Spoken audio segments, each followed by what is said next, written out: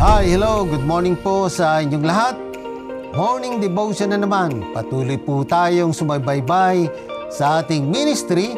Si Jesus ay kasama. Atin pong isa puso, isa isip ang salita ng Diyos. This morning, our topic is about memorial. Ito po ang inyong devotional leader, Pastor Sari de la Peña.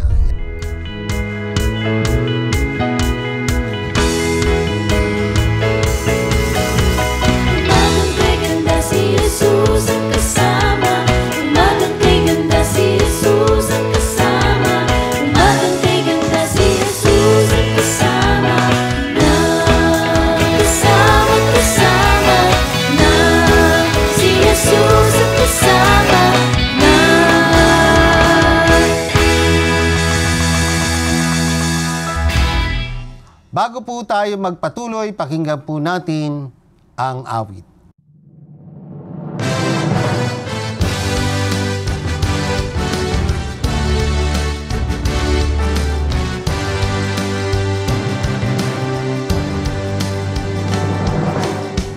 Majesty, worship His majesty. Unto Jesus be all glory, honor, and praise.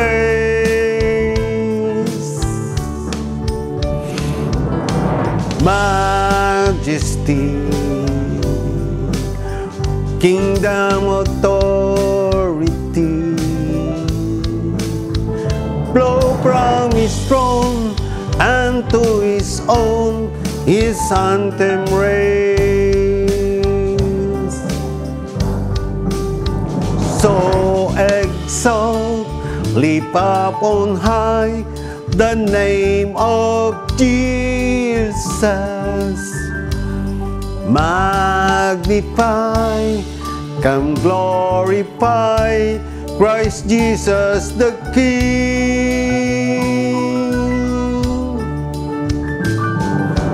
Majesty, worship His majesty. Jesus who died, now glorified, King of all kings.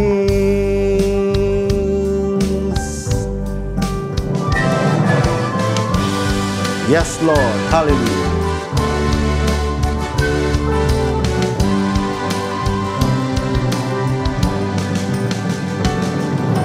Majesty, worship His majesty. Unto Jesus be all glory, honor, and praise.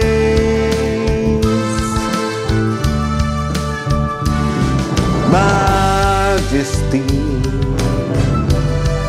kingdom, authority, flow from His throne and to His home His anthem reigns. So exalt, lift up on high the name of Jesus. Magnify, come glorify Christ Jesus the King. Majesty, worship His majesty. Jesus who died, now glorified, King of all kings. Jesus who died, now glorified, King of all kings.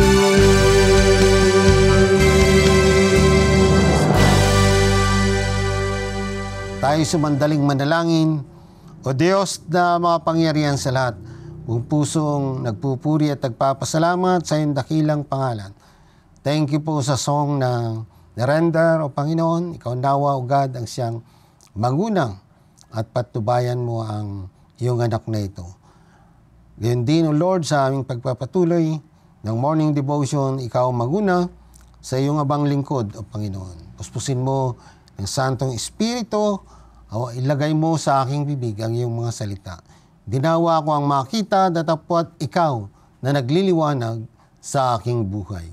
In Jesus' name we pray. Amen. Good morning po sa ating lahat. Ang topic natin ay memorial. Ano po? Yung pag-alala sa mga nauna na ating mga kamag-anak. Brothers and sisters sa Pilipinas, ang All Saints Day na kilala rin bilang All Hallows Day, the Feast of All Saints, the Feast of Hallows, and Solemnity of All Saints at Hallow Mass ay isang Kristiyanong solemnity na ipinagdiriwang bilang parangal sa lahat ng mga santo ng simbahan, maging sila ay kilala o hindi. Tinawag din itong undas. Ito ay pinagdiriwang ng mga Romano Katoliko at ng mga Protestante. Yan po ay tungkol sa undas. Pero we are focusing on the memorial ng mga nauna nating mga kapatid. So ano ang undas para sa mga Pilipino? Ito ay ang All Saints Day. Was derived from the Spanish holiday of the same name, known as Dia de los Todos Santos in Spanish. So, mahabang bigkasin ng mga Pinoy. This was shortened to Undas by Filipinos who struggled with the Spanish language. Undas gives people the opportunity to bring their families, living and dead, together. Kaya nga nagsasama-sama ang mga pamilya sa sementeryo tuwing November 1 upang alalahanin ang mga mahal sa buhay. Ngunit mga kapatid, kahit anong date, pwede nating ipagdiwang alalahanin ang mga mahal sa buhay na nauna na sa atin. Ngayon po, tatalakayin natin ang buhay. Ano po? Kasi may kamatayan, may buhay. Ano po? So, ang sabi sa 2 Corinthians 5:1, alam naming na kapag nasira na ang toldang tinatahanan natin ngayon, ang ating katawang lupa, kami may tahanan sa langit na hindi kailanman masisira. Isang tahanang ginawa ng Diyos at hindi ng tao. Sa Philippians 1:21 naman, it says, "For to me to live is Christ, and to die is gain."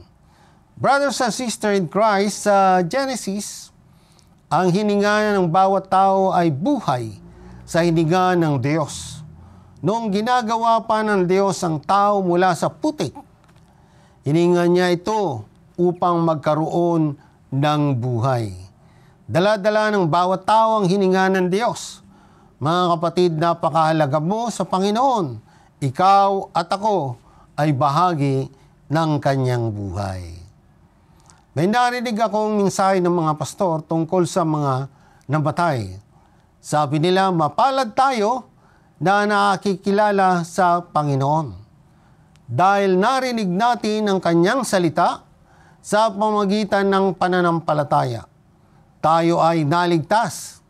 Naging bahagi tayo ng mga pinawalang sala at tayo'y may pinapaging banal ng Panginoon. By God's mercy, from being sinners, we were turned into saints. Yan. Naging banal tayo. Pag sinabing saints, banal. Pinatawad tayo ng Diyos. Una mga kapatid, kahit na ang mga banal ay makakaranas ng kamatayan. Banal man o hindi banal, makakaranas ng kamatayan. Lahat ay makakaranas ng kamatayan. Hindi exempted sa kamatayan ang mabubuting tao na pinabanal ng Diyos. And being a saint means when a person is able to have the best in life. Maaaring hindi siya yumaman o sumikat, yan. Pero nasa kanya ang pinakamabuti. Nasa kanya ang Diyos at ang kaligtasan ng buhay. Yan, importante po yan.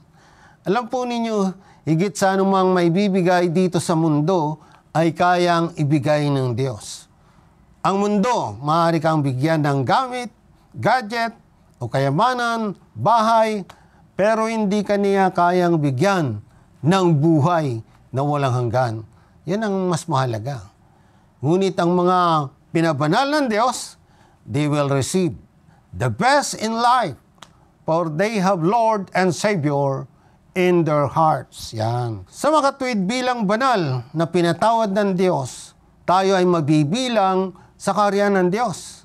Tandaan mo kapatid, mayroon kang kaluluwang dapat maligtas. Seek God and receive your salvation from Jesus Christ, who died in the cross of Calvary for your sake and my sake. In Romans 12 verse 1 to 2, it says, "Therefore, I urge you, brothers and sisters, in view of God's mercy, to offer your bodies as a living sacrifice, holy and pleasing to God. This is your true proper worship. Do not conform to the pattern of this world, but be transformed by renewing of your mind. Then you will able to test and approve that God's will is His good, pleasing, and perfect will." Meron palang perfect will talaga, mga kapatid.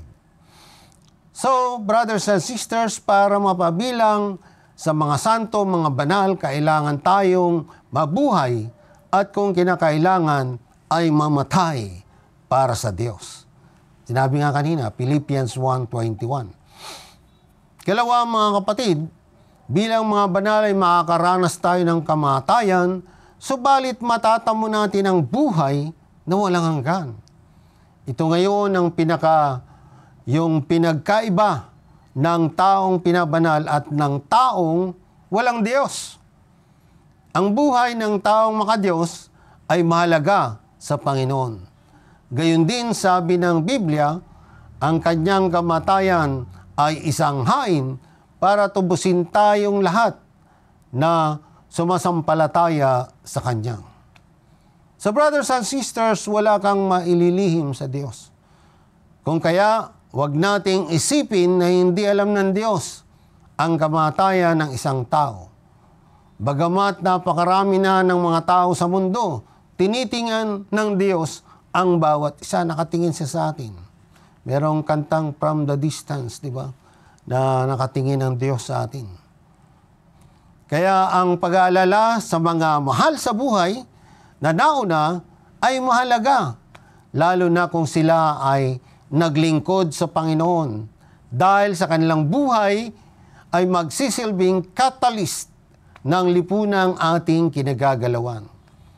Maliit man o malaki ang kanilang nagawa, magsisilbi pa rin itong alaala para sa atin. Ngunit higit sa lahat ay pasalamatan natin ang Panginoong Diyos na nagbigay ng buhay sa kanila, sa atin. Sa kanila, kaya nagawa nilang ipakita ang mabuting paglilingkod. Amen. Napakaganda, di ba? So, mga brothers and sisters, nawa ay napagpala tayo sa munting devotion ito. Nawa ay natanggap ninyo ang mapagbiyayang mensahe ng Diyos sa pangalan ng Ama at ng Anak at ng Banal na Espiritu. Amen. Yan. Yan mga kapatid. Shout out sa lahat ng may birthdays at wedding anniversary. Pagpalain kayo ng Diyos, tayo po ay mananalangin. O Diyos na makapangyarihan sa lahat, kami po ay lumalapit sa iyo, nagpupuri at nagpapasalamat. Ikaw nawa ang manguna sa mga nagdaraos ng kanilang birthdays at gayon din ang nagdaraos ng kanilang wedding anniversary, O Lord Jesus. Hallelujah, praise your name. Ikaw nawa ang manguna at patnubayan sila. Nawa ang mga nagdaraos ng kanilang anibersaryo ay bigyan pa ng maraming taon ng kanilang pagsasama. Gayon din ang magdaraos ng birthday, ng taon, ng buwan sa kanilang buhay at maging maligaya sila, masaya sila sa paglilingkod sa Panginoon. In Jesus' name we pray. Amen. Yan mga kapatid, natapos na naman ang ating oras para sa devosyong si Jesus ang kasama, pansamantala tayong magpapaalam at magbabalik po tayo sa Friday. Ito po ang inyong lingkod, Pastor Sunny, na nagsasabing, be happy. To God be the glory. Amen. Bye-bye po sa inyong lahat. Hallelujah. Praise you.